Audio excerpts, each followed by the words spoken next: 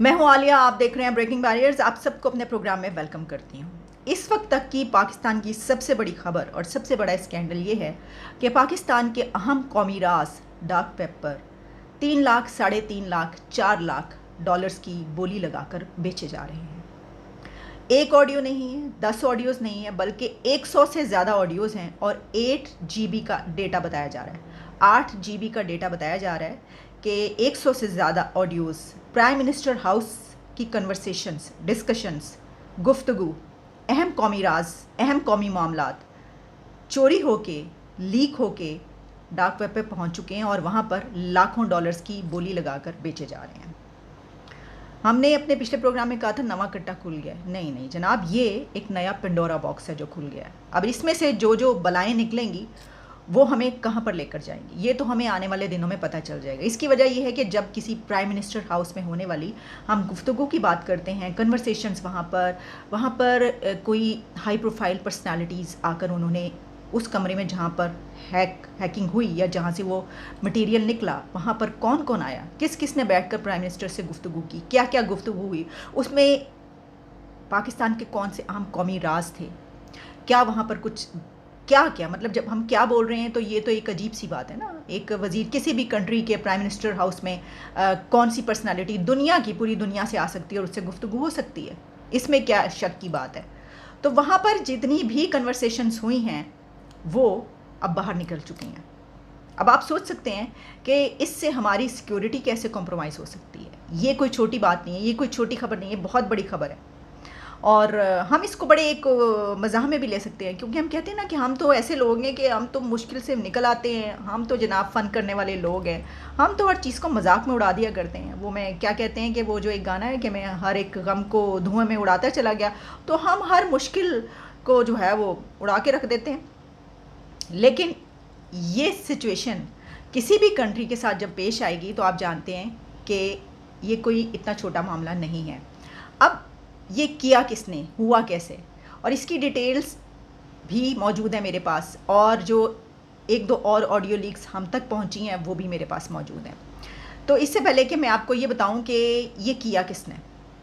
और ये लीक कैसे हुआ, ये सारा कुछ, उससे पहले मैं आपको एक और ऑडियो जो पहुंची है हम तक वो आपके सामने रखे देती हूँ। ये ऑडियो जो मैं आपके सामने रख रही हूँ, और इससे पहले वाली एक ऑडियो जो मैंने आपको अपने सुबह के प्रोग्राम में सुनवाई थी, जिसमें मरीम नवाज़ और प्राइम मिनिस्टर शहबाज शरीफ की गुफ्तगू हो रही है। उसमें उनके अपने दामाद के लिए इंडिया से पावर प्लांट मंगवाने की जो बात हो रही है, तो उसका वो जो है वो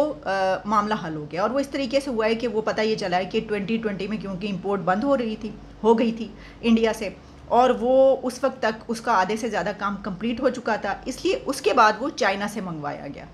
तो वो कोई बड़ी ऑडियो थी भी नहीं, ऐसा जो उसको हम ये नहीं कह सकते कि वो कोई बहुत अहम और बड़ा ऐसा इशू था जिसके ऊपर पता नहीं क्या हो जाएगा। जो अभी मैं आपको ऑडियो सुनवाने जा रही हूँ, इसमें मरीम नवाज़ प्राइम मिनिस्टर ऑफ पाकिस्तान से बात करती हुई सुनाई दे रही हैं, जिसमें आपको याद होगा कि जब मुशर्रफ के मुल्क के अंदर आने की बात हो रही थी तो वो ये बात कही जा रही थी, जो प्रो डेमोक्रेटिक फोर्सेस थी वो उसके खिलाफ थी कि आप डिक्टेटर को आइन तोड़ा क्यों वापस आ रहे हैं। तो उस पर DGISPR ने एक टेलीविज़न प्रोग्राम में कहा था कि अगर वो आना चाहते हैं तो हम उसको फैसिलिटेट करेंगे। तो उसके ऊपर वो बात हो रही है कि वो उनको ये बता रही हैं कि जी अगर ऐसा है तो ठीक है, फिर जो है वो कह देते हैं नवाज शरीफ साहब जो है उनको माफ़ कर दें। ये गुफ्तगू आप सुन लें, उसके बाद मैं आपको ये बताऊँगी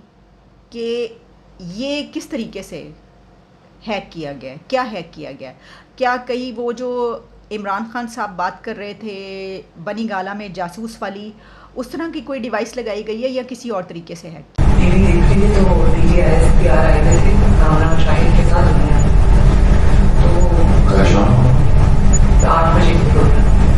मैंने देखा कह रहे हैं कि मुशर्रफ को वापस आना चाहिए, अगर वो आना चाहे, उनकी फैमिली में आना चाहे तो हम फैसिलिटेट करें। तो मैं DGISPR तो मैंने तो अंकल 30+ में फोन कर दिया। मैंने कहा कि अगर इन्होंने जाना है फिर इन्होंने जाना है। तो उस वक्त हम पागल कर रही हैं, ये सोचते हुए कि जी ये फौज कर रही है जो कर रही है, गवर्नमेंट की कोई सही नहीं है, इनसे किसी ने पूछा नहीं है,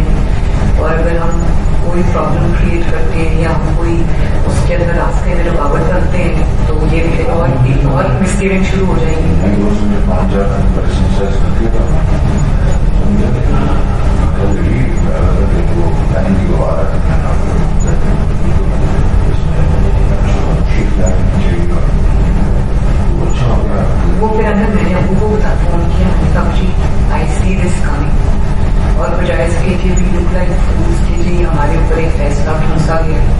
और उसके बाद जो हमें इन्विटेशन हुई तो मैंने कहा उससे बेहतर है कि आप अल्लाह ताला की खातिर इसको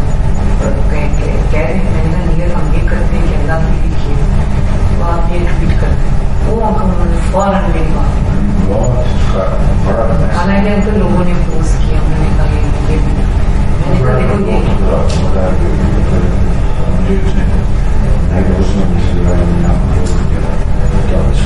अगर वो दूसरा जगह गिलानी आज बोल रहा था मैंने आपको फॉरवर्ड किया, कहता है कि अगर मुशर्रफ को लाने का फैसला आप नहीं करेंगे वो तो जिसने करना उसने करना वही करेंगे। ये आज हमारा सेनेट में बोला क्योंकि आज इस पर बहस होगी तो मैंने आपको 2-3 स्क्रीनशॉट्स टीवी पे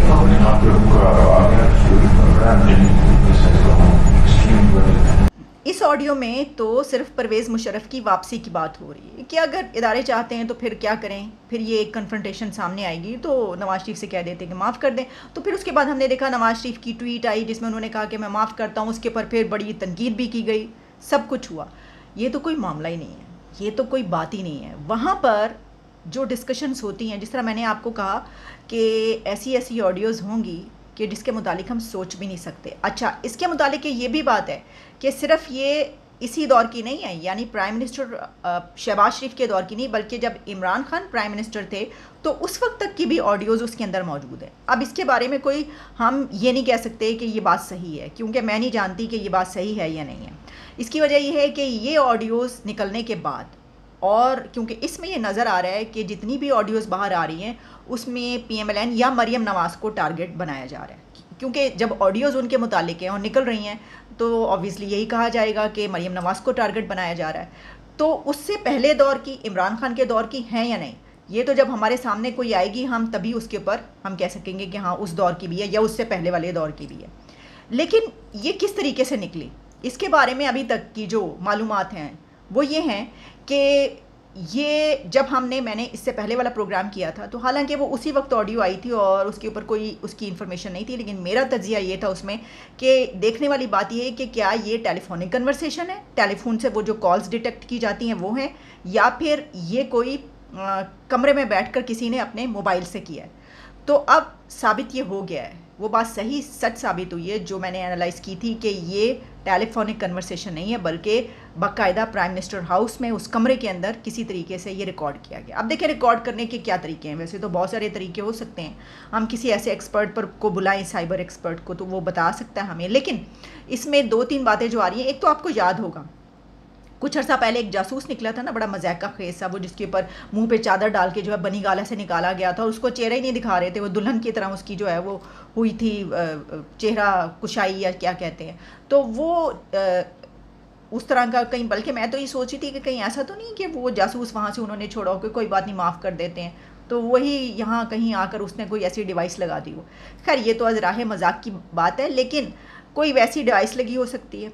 कमरे में, या तो और मेज़ के नीचे, अलमारी के पीछे, कहीं किसी जो है वो साइड ड्रॉ की साइड पर कहीं पर भी हो सकती है, या फिर वो किसी मोबाइल को हैक करके और उसका जो माइक्रोफोन है वहाँ से आपने ये रिकॉर्डिंग की है। तो इस सिलसिले में ज़्यादा जो बात की जा रही है वो यही है कि किसी का मोबाइल हैक करके उसको रिकॉर्डिंग की गई है, यानी वहाँ पर जो लोग मौजूद होते हैं कन्वर्सेशंस के दौरान प्राइम मिनिस्टर हाउस में, वहीं पर किसी का मोबाइल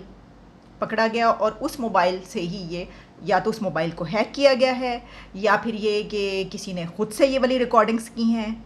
और ये सब हुआ है। तो ये तो यानी आप इसको क्या कहें, इसको हम क्या कह सकते हैं कि इतने जो हमारे पैरामीटर्स हैं सिक्योरिटी के, अहम कौमी राज जो हैं वो उसको सीक्रेट रखने के लिए, सीक्रेट्स को सीक्रेट रखने के लिए ये हमारे पैरामीटर्स हैं, ये हमारी सिक्योरिटी है। अब अगर ये बात की जाए तो फिर इस बिना पर ये बात की जा रही है कि जनाब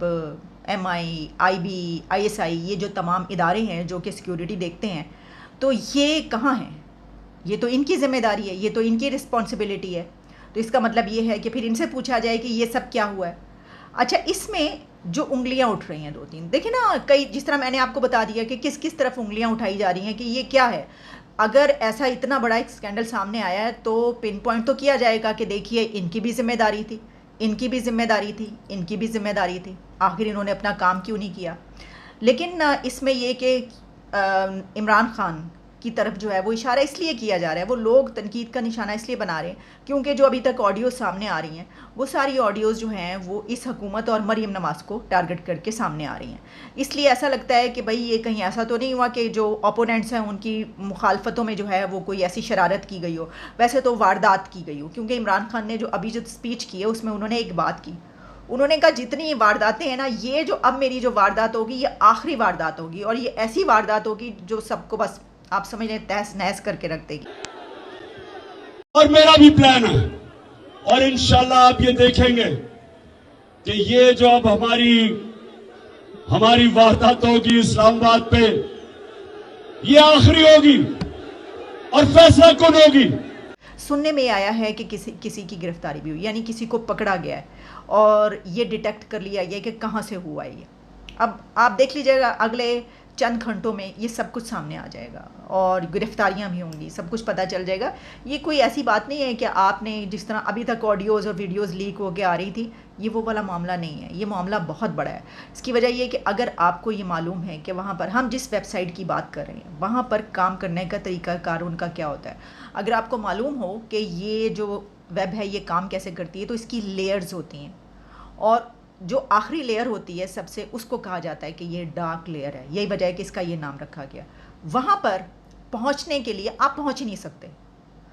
उसका सिस्टम ऐसा होता है कि आप उस लेयर तक पहुँच ही नहीं सकते जहाँ पर दुनिया भर के जराइम की वीडियोस और ऑडियोज़ बनकर आती हैं और वहाँ पर बिकती हैं। और किस तरह बिकती हैं कि पूरी दुनिया के ऐसे शौकीन मिजाज लोग जिनके पास काला पैसा होता है, यानी ये कि जो जराइम का पैसा है, गुनाह का पैसा है, वो उनके पास अगर ज़ाहिर है कि है तो उनको तो कोई फ़िक्र नहीं, वो वहाँ पर अपना शौक़ पूरा करने के लिए जाते हैं और वैसी वीडियोस देखते हैं। और यही वजह है कि वहाँ पर सिर्फ ऐसा मटेरियल मौजूद हो उनके देखने के लिए, उसको बनाने के लिए कई इंडस्ट्रीज़ काम कर रही हैं, आप जानते हैं। और उसके लिए सिर्फ यही नहीं बल्कि जराइम होते हैं पूरी दुनिया में बड़े बड़े, वहाँ पर पहुँचाने के लिए वो मटीरियल। और फिर हम जानते हैं, इससे पहले अगर आपको याद हो तो हमारे अपने मुल्क से जो बच्चों की कई एक ऑडियोज़ वीडियोज़ निकली, ये बहुत बड़ा काम होता है, पूरी दुनिया में बहुत बड़ा काम होता है। इस पर अगर आपने मूवी देखनी है तो आप ट्रेड मूवी ज़रूर देखिए। ट्रेड नाम है उसका मूवी का।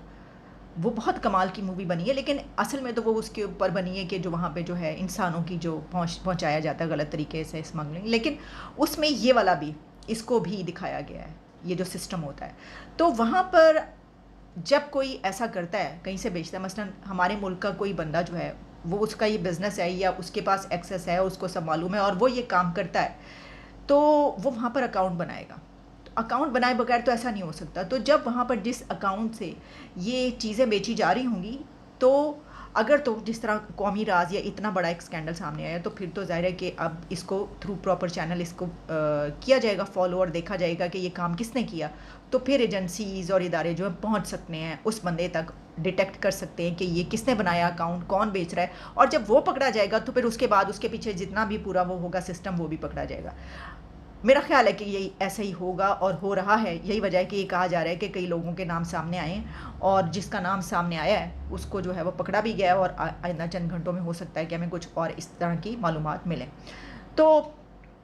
ये है जनाब सारा सब कुछ इस वक्त तक की खबर जो मैंने आपके सामने रख दी। इस खबर के मेरे पास जितने भी एंगल्स थे या जितनी डिटेल्स थी वो मैंने आपके सामने रखी। कुछ और भी अगर डिटेल्स या इन्फॉर्मेशन आएगी तो वो भी हम आपके सामने ज़रूर रखेंगे। लेकिन आप ये याद रखिए, तैयार रहें, बस आप पॉपकॉर्न तैयार। मैंने आपको क्या कहा था, मैंने आपको अपने पिछले प्रोग्राम में भी कहा था और कई दिनों से मैं ये कह रही हूँ कि जो हलचल मचने वाली है और जो गंभीर सूरत हाल मज़ीद पड़ने वाली है यहाँ पर, घड़मस